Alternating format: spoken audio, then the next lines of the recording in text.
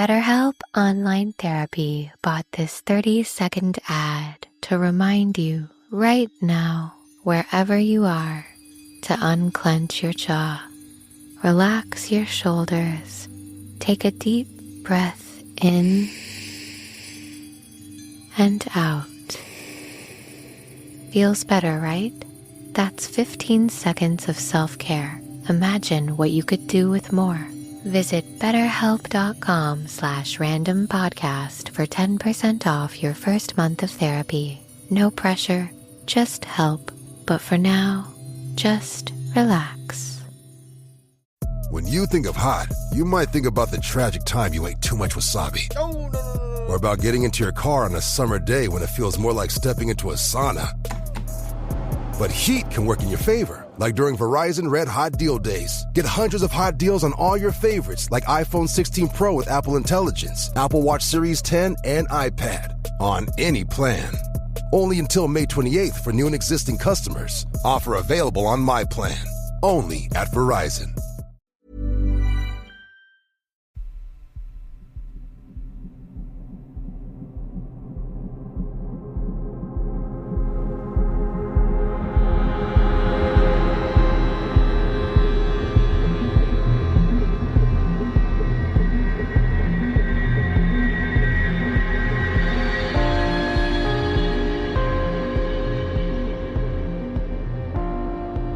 Welcome to episode number 273 of Real Life Ghost Stories. And to kick things off this week, I would like to say thanks to some of our newest Patreon subscribers. I would like to thank Heidi Walker, Tevildo Prince of Cats, Kathleen L, Amy Kowalorowski, and Amanda Denon. Thank you so much for subscribing to the Patreon. I love you and appreciate you every single day. And our film review this week, is The Ugly Stepsister. The Ugly Stepsister was released in 2025. It has 7.2 out of 10 on IMDb and 95% on Rotten Tomatoes. The Ugly Stepsister follows Elvira as she battles against her gorgeous stepsister in a realm where beauty reigns supreme. She resorts to extreme measures to captivate the prince amidst a ruthless competition for physical perfection. And look, we're sticking with this theme of twisted fairy tales, and I love it. So the Grimm fairy tales are well worth investigating. This film, The Ugly Stepsister, was inspired by the Grimm fairy tale version of Cinderella, and they're often not as gory as modern commentary would suggest. So when we talk about Grimm fairy tales now, it's like, oh my God, they're really gory and, you know, they're vile and they're full of death and murder. And, you know, some of them are. They weren't originally stories for kids, and over time, I think the Grimm brothers, they developed stories that were more child-friendly, but they're often just weird, and kind of weird stuff happens in them. So in the original version of Cinderella, so her evil stepmother wants the two ugly the ugly stepsisters to be, you know, to fool the prince when Cinderella loses her shoe, and she, you know, gives the eldest one a knife and tells her to cut off her toes. And she says to her, when you are queen, you will never have to go on foot, kind of justifying mutilating herself to win the prince. And initially the prince falls for the deception, and then apparently these two token pigeons draw his attention to the woman's blood-soaked shoe. And then the evil stepmother tells her other daughter to cut off her heel in order to fit into the shoe, and the prince falls for it again, and then the pigeons like help him uncover this ruse, right? And finally the prince finds Cinderella, and the stepsisters want to go to the wedding, and the pigeons pluck out their eyes. So, you know, it's pretty intense. And obviously then the story of Cinderella became Disneyfied, and it's the story that we know today, which is not remotely as gory. So this film was inspired by that scene where the ugly stepsisters mutilate their feet in order to fit into this tiny, dainty little shoe. Right? That's what we're working with. And I really enjoyed this film. I sort of feel like enjoyed is the wrong word, right? But I thought this was a good film.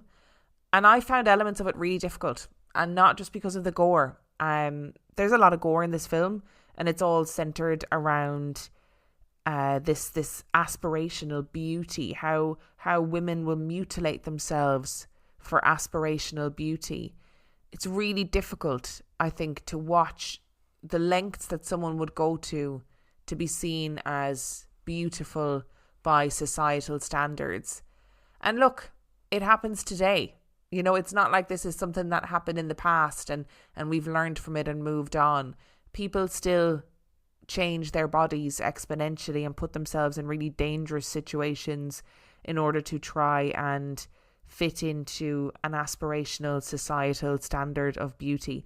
And look, that's no shade to anybody who's listening who has had cosmetic procedures done. I am no stranger to a tweakment and to injectables, etc.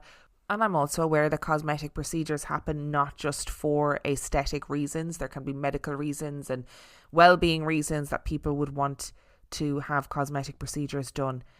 But this film is sort of specifically targeting and specifically addressing when people change their bodies in order to fit into a beauty standard, right? And what I liked about this film is that it's kind of full of moral ambiguity and nuance. You don't look at the ugly stepsisters and they're not bad people by any stretch of the imagination. In fact, you are really rooting for the two stepsisters. There were moments where Elvira is being sort of ridiculed for the way that she looks that are devastating to watch. And Cinderella is not this sort of passive, dainty creature. She is strong-willed, she is feisty, she, gets herself into trouble because she fights with people. She also is a sexual being. She's not this kind of virginal, perfect idea of a maiden. She is a woman who has her own thoughts in mind and has desires. And that's much more interesting to watch than simply deciding that Cinderella is going to be this perfect creature and the ugly stepsisters are going to be bad women. There's a lot of nuance and moral ambiguity, and I think it's important to embrace that. And I think it's important to show that in films. And I think if you watch this film, I think it's important to keep in mind that it is low budget comparative to horror films, especially body horror. It's low budget, and I think they did really well with a low budget, especially to create a fairy tale, because you're kind of creating this fantasy world with lots of costuming, and especially in body horror where there's lots of, practical effects that you have to employ. And I was here for it. You know what? I thought the gore was necessary for getting the point across that they were trying to get across. There's bits of it that are difficult to watch, but I enjoyed it. Now, in terms of dislikes, right, there's no subtlety here. And I was reading an article recently about the fact that Hollywood, as in cinema, is becoming a lot more literal. We are literally painting pictures on screen, and there kind of isn't the cerebral exploration of themes and ideas. Everything is just sort of it's just put out on the screen, shown to you directly. And I feel like this film, there was a lot of that too. And I felt the same way about The Substance. So when I saw The Substance, I know that people have been talking about it as this like feminist masterpiece, and I sort of didn't think it was. I thought it said nothing new in terms of a feminist discourse about beauty standards. And I thought, yeah, this is fine, but it's nothing we haven't seen before. And I felt similar about this film, right? Where it is such a literal interpretation of beauty standards and female mutilation for beauty standards, and there is no subtlety in the message that it is trying to hammer home. That is for sure. It's also billed as a comedy, and let me tell you, I'm not sure that I laughed once watching this. So I don't know if I would call it a comedy. And definitely, if body horror is not your thing, then this is not for you, because it's not horrific to watch in terms of body horror and gore. Like, it is definitely watchable. There's bits that will make you squirm in your seat. It's not horrific. But if you struggle with body horror and gore, maybe give this one a miss. And I also think, to be serious for a minute, I think that if you are somebody who struggles with any sort of body dysmorphia or body image issues, then I don't know if this film is for you. If you're in the right frame of mind, by all means, go for it. But if you're feeling fragile about your body image, or if you're feeling dysmorphic about your body, I don't know if this film is for you. There is something about watching a film and this girl who is sort of conventionally good looking is being portrayed as this hideous, ugly creature, and you're like, I don't know if this is getting the point across that you think it is. I felt the same way about The Substance when we're watching Demi Moore, who is stunningly beautiful. This perception that she's like old and past it and beyond her time. I just don't know if she was the woman to make that commentary with. And I know a part of it is also the point about the ridiculousness and the arbitrary nature of beauty standards, right? But when it's difficult to watch a film like this and, she's considered too fat, for example, to be considered as like a viable option for the prince to marry. And when you're looking at this, close-ups of this girl's before body, when it's like, oh, she's considered too hideous to be attractive, and you're thinking, A, that body is, markedly smaller than mine, and B, that body fits within traditional beauty standards in a kind of Western context. It's not a great feeling. So, I just would say tread with caution. Fundamentally, right, I really enjoyed it. I thought for a low budget body horror that is taking a story that has been Disneyfied and kind of subverting that story and giving us an alternative perspective, yes, I was here for it. But like I said, tread carefully. So I would actually give this a 4 out of 5. 4 out of 5 for The Ugly Stepsister. Check it out if you're not feeling squeamish and if you are not if you're not struggling with some sort of body issue. BetterHelp Online Therapy bought this 30-second ad to remind you right now, wherever you are, to unclench your jaw. Relax your shoulders. Take a deep breath in and out. Feels better, right? That's 15 seconds of self-care. Imagine what you could do with more. Visit BetterHelp.com/randompodcast for 10% off your first month of therapy. No pressure, just help. But for now, just relax. This podcast is brought to you by Aura. Imagine waking up to find your bank account drained, bills for loans you never took out, a warrant for your arrest, all because someone stole your identity. Hackers aren't waiting. Why are you? That's why we're thrilled to partner with Aura. Your personal data is a goldmine for hackers, and Aura helps lock it down. Aura monitors the dark web, blocks data brokers from selling your information, includes a VPN for private browsing, and a password manager to secure your accounts before criminals break in. For a limited time, Aura is offering our listeners a 14-day free trial plus a dark web scan to check if your personal information has been leaked, all for free at aura.com/safety. That's aura.com/safety to sign up and start protecting yourself and your loved ones. That's aura.com/safety. Terms apply. Check the site for details.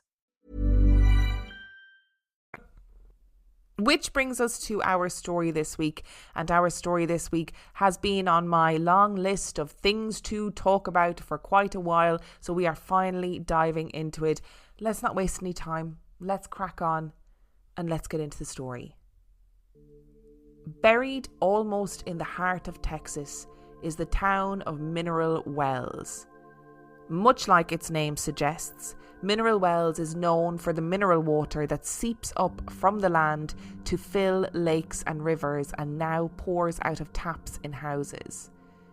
Many still believe in the healing properties of that water today, but those numbers mean nothing when compared to how many had faith in them before we had modern medicine. There was a time when people flocked to Mineral Wells believing that the water there could cure them of anything. They came with pneumonia, with leukemia, with diabetes. They went there because it was their own doctors who believed that only the wells could help cure their diseases. The people came, and when others realised that there was an opportunity to financially benefit from that influx of people, they came to Mineral Wells too. Hotels and spas sprung up, ready to house those in search of treatment or simply benefit from the way the mineral water was said to make one look young again. With the growing number of people taking up residence, Mineral Wells transformed from a rural farming village to a bustling city. But that doesn't mean that everyone was happy with all of this newfound fame and the prosperity that followed. Quite the contrary. The locals of Mineral Wells hated the fact that it was outsiders coming, establishing businesses and profiting from the healing properties of the waters. It didn't feel right to them. If anyone should have anything to gain from all of this, it should be the people who had established Mineral Wells to begin with.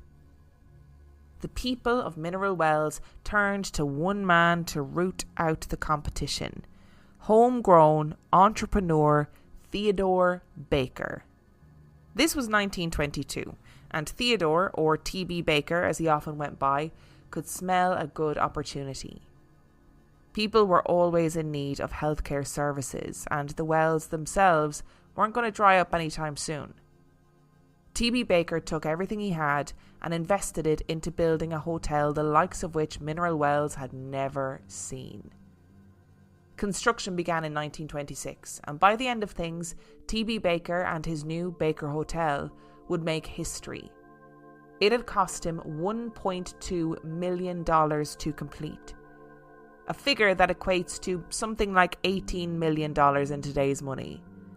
The hotel had over 450 rooms, on-site health spas, a ballroom, a clock tower, and a swimming pool that was filled with the mineral waters that everyone was coming to Mineral Wells for in the first place. It was the first luxury hotel in the entire state of Texas to have its own swimming pool. T.B. Baker had spent his hard-won fortune, but he had invested it in a stunning building in a touristic location. He would perhaps be strapped for cash for a little while, but it surely wouldn't be long before his magnum opus started turning a pretty profit. The Baker Hotel was open for only 2 weeks before the stock market crashed and the American economy plummeted into complete chaos. T.B. Baker was stuck between a rock and a hard place. The number of people who could afford to travel to Mineral Wells in search of treatment dipped, but the average person had never really been his target demographic in the first place. The Baker Hotel was a luxury hotel. TB was after celebrities and politicians. He was after people with money and wealth, and that was what saved his hotel. At least in the short term. Everyone took a hit when the stock market collapsed, but many rich people stayed rich, and many of them still had the resources to travel to Mineral Wells if they really wanted to. The Baker Hotel played host to a slew of big names, including Clark Gable, Ronald Reagan, Lyndon B. Johnson, and the infamous crime duo Bonnie and Clyde. By day, some of America's most influential people could bask in the sun and swim in the pool. By night, they could find entertainment in the Baker Hotel's bar, the Cloud Room, where jazz singers and big bands played long into the night. The Baker Hotel survived long into what became known as the Great Depression. But there comes a point when even the mightiest have to fall. The number of people visiting Mineral Wells continued to dwindle, and T.B. Baker declared bankruptcy only 5 years after opening his grand hotel. He managed to keep his hotel afloat, but the final nail in the coffin came with advances in modern medicine. With antibiotics and penicillin, fewer and fewer people needed to travel to places like Mineral Wells in search of miracle cures. What saved the hotel, and the town for a while, was the opening of the nearby Fort Walters military base during World War II. But there was little to be done after that closed as well. By then, it was the 1950s, and T.B. Baker's son, Earl Baker, had taken over management of the hotel. He played host to a few conventions for the Texas Republican Party in an attempt to keep the hotel going, but by 1963 it was all over. He sold the hotel and parted ways with his father's dream. New management tried to revive the establishment, but in 1972 the hotel was closed down for good. Since then, the Baker Hotel has sat on its perch, drawing graffiti artists and urban explorers in search of adventure amidst the decor left over from the 1930s and 40s. Since the 70s, the Baker Hotel has stayed closed, but never abandoned. Even when it still operated as a hotel, there were said to be more than a few unexplainable bumps in the night, especially from the 7th floor. So the story goes, T.B. Baker was quite the womanizer. He had the money to keep his family and several mistresses afloat, and with the opening of his grand hotel, he also had a place to keep his women too. While his wife and children waited for him at home, TB would spend long hours at the hotel, visiting the mistress he housed on the 7th floor.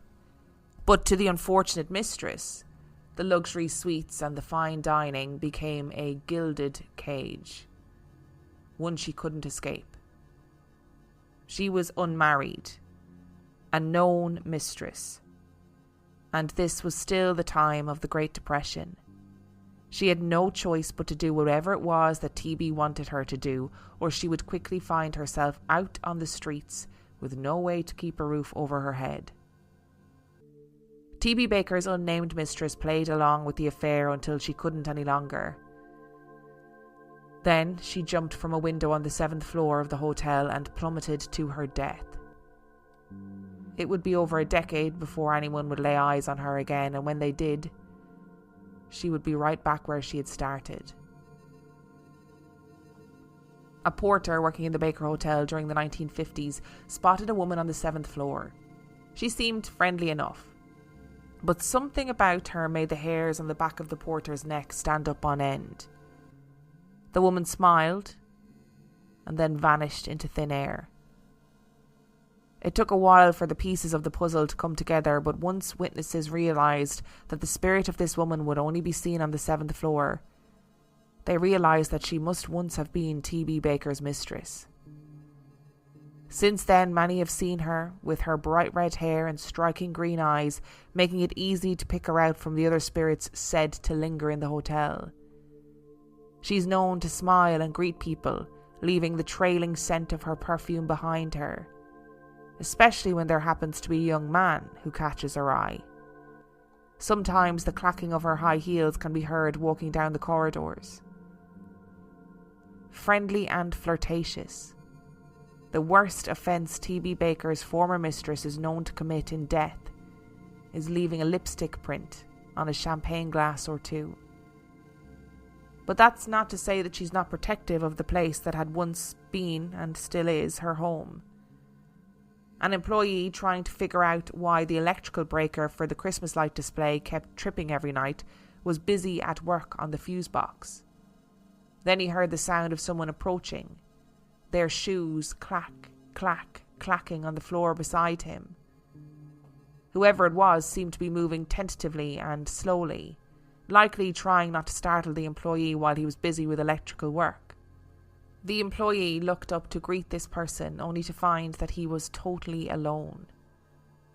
Swallowing a breath, the employee, who had also heard the mysterious sounds of someone walking in high heels down an empty corridor before, quickly figured out who he was dealing with and shook himself awake. He told the ghost that he wasn't there to do them any harm, and after that night, the breaker for the Christmas lights never tripped again. He believed that he had possibly spoken to T.B. Baker's former mistress. But the truth is that there is a chance that this employee was speaking to T.B. Baker himself. Many have seen him around his own suite on the 11th floor. Some say that's where he died and his spirit has remained. Witnesses say that the entire floor still smells like the cigars he used to smoke, and that many have lost personal belongings, only for them to turn up in a pile of things inside T.B. Baker's room.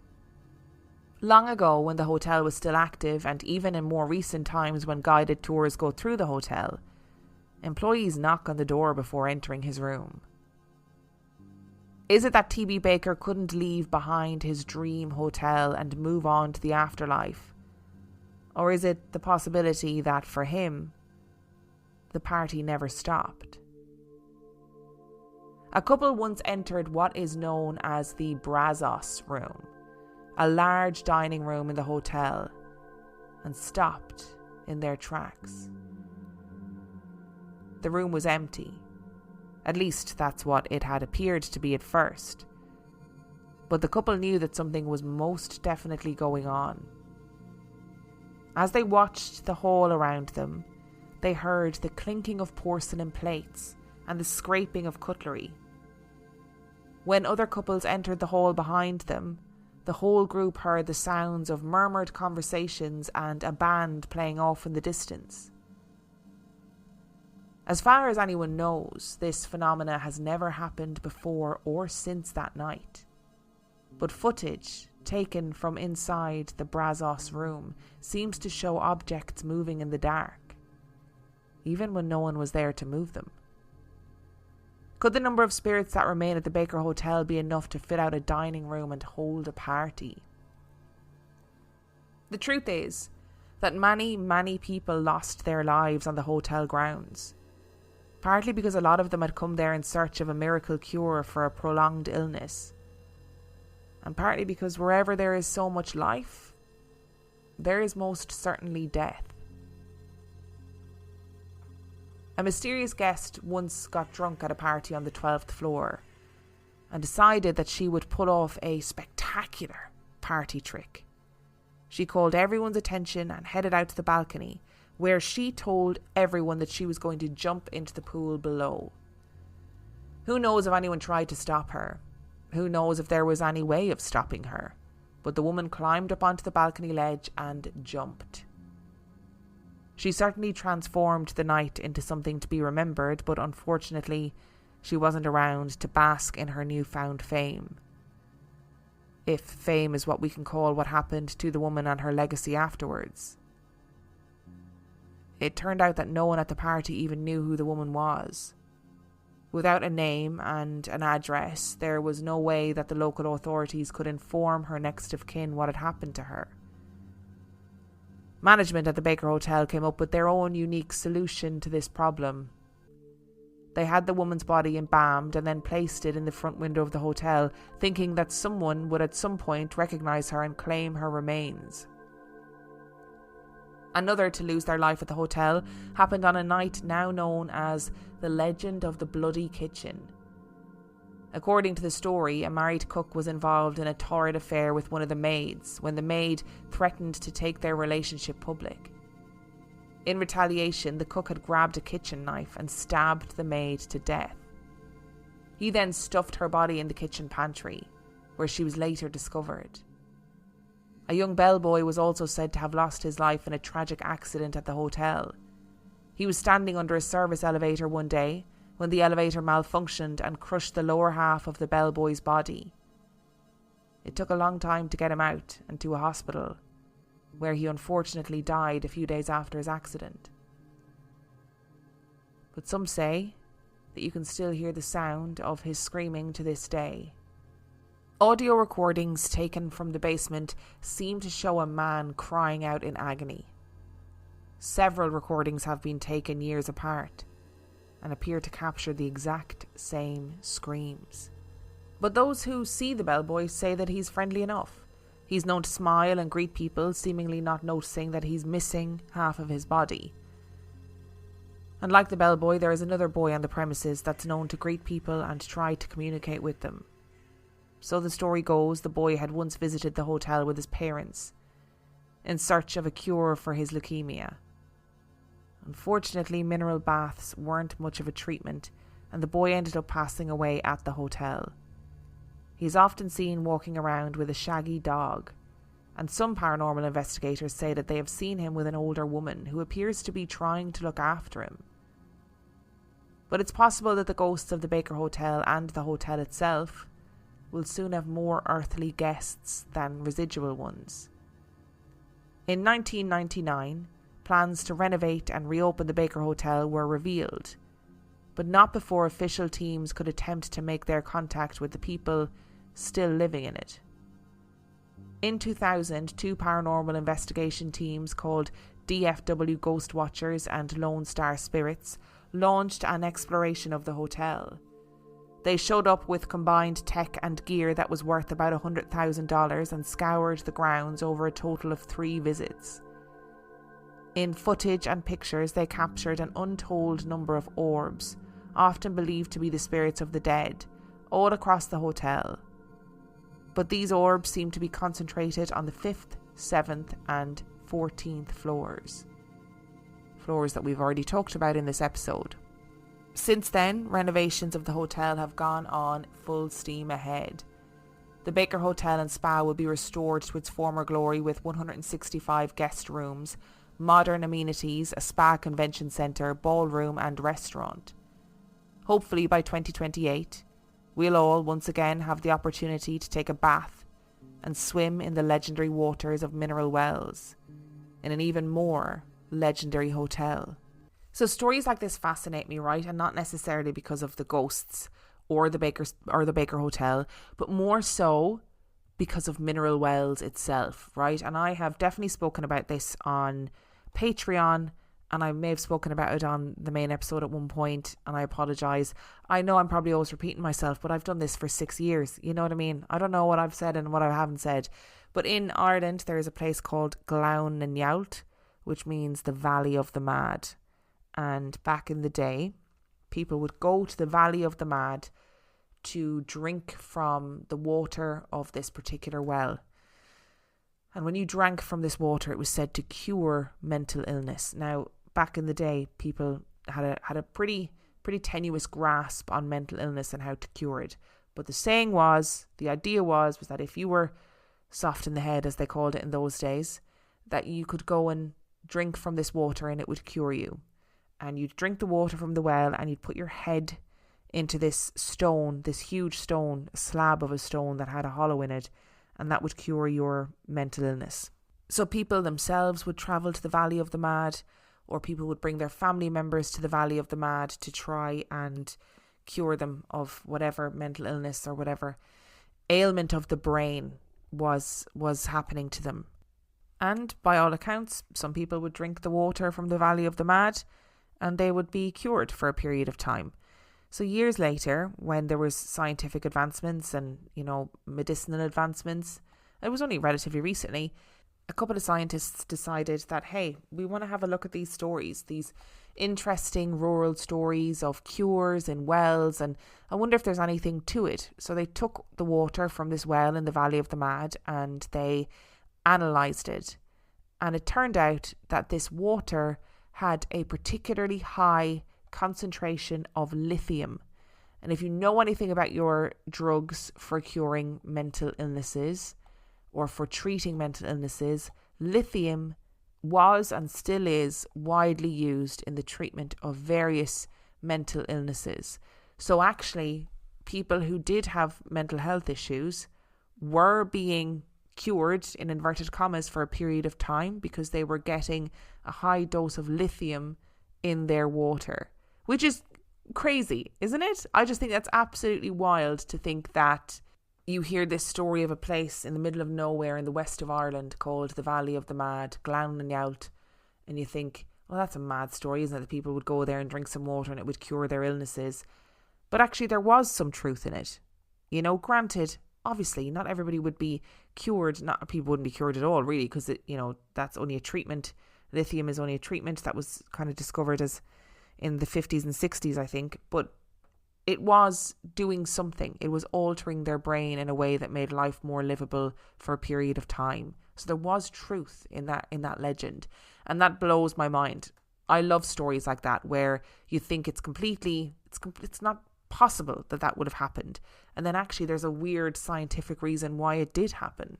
So obviously it's not relevant to this story, but just these little folk cures in these places that were deemed to be magical and have healing properties, there was some truth in it. And probably in the town of Mineral Wells, probably the water had a higher percentage of naturally occurring minerals that had health benefits for people.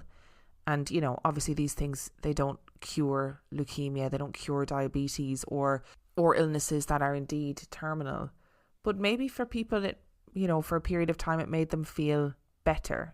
People who didn't have these kind of long-term incurable or terminal illnesses. And you can totally see why people who had no cure for an illness or who were desperate to find a cure for something, I can totally see why they ended up going to places like Mineral Wells, desperate to be able to find a cure for something. And then, of course, we've got the classic, look, it'll make you look young again. This water will make you look young. And if nothing else, isn't that what we all strive for? To maintain our youthful looks. And here we are with societal beauty norms just constantly keeping us in a chokehold. And I totally get why, all these people suddenly were like, we can cash in on all of these people coming to bathe in these mineral waters that are supposed to have health benefits. Because then you're selling water, you can be selling experiences and places to stay and restaurants, and all these things will spring up. And I can see why TB Baker did it, right? Building this huge hotel and being like, if anybody's going to capitalize on this, it's going to be me. And if you want mineral well water, we're going to have a whole swimming pool full of it. But can you imagine his horror that when he had finished building that hotel, the stock market crashed? He must have just been like, you have got to be kidding me. And obviously, like I said, the majority of rich people were going to stay rich, right? But there is only so long that you can kind of keep that up, even for rich people. And it is amazing how many people die in hotels. Where there is all of that life and people coming and going, people are going to die, especially if your hotel is built in a place where sick people go to try and find cures. You are going to have an unnatural amount of deaths. Of course you are. And I do think that hotels are weird, liminal, emotionally charged places. Weird things happen in hotels. I mean, you can see from this story that TB Baker, if allegedly kept a mistress on the 7th floor. And of course, in those days, if you were a woman who was having sex outside of marriage and you didn't have a job, there was nowhere that you could go to get a job, you are then suddenly indebted to this man who is keeping you in this gilded cage, and you don't have any choice. He says jump, you say how high. That's it. That's what your life is going to be like. And I really would like to think that the energy that gets left behind from something like that is residual. I really would like to think that this woman, her spirit has gone on to better things, whatever that means, and that whatever is still there is a residual thing. And that's why people are hearing her high heels click-clacking, because it's a residual energy. Maybe there was a lot of emotional energy that she expelled that the building kind of stone taped and has kept and throws that energy out. And I know that my whole livelihood is based around ghost stories, right?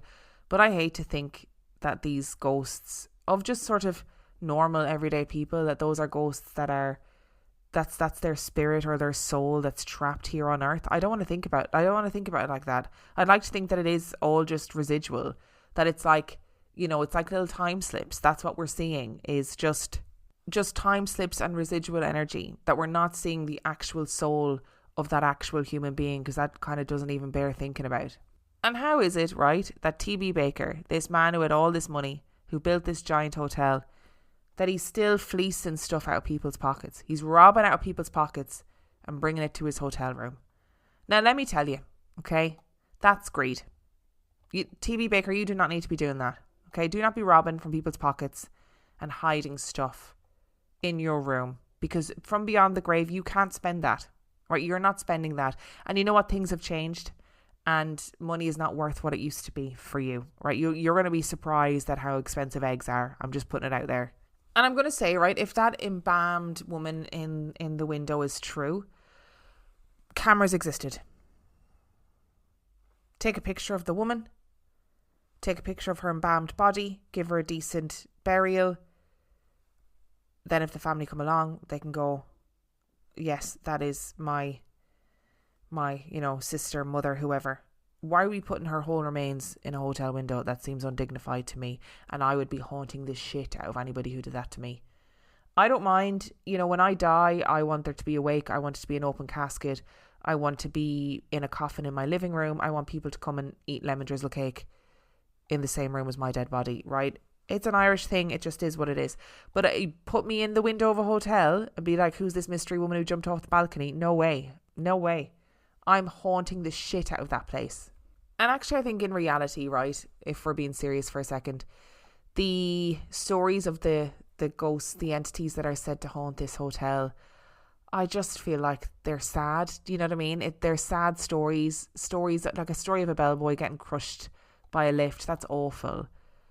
you know, and people who see his ghost say, oh, you know, he's friendly, but he's missing half his body. And then a little boy with leukemia, obviously his parents desperately searching for a cure to his leukemia.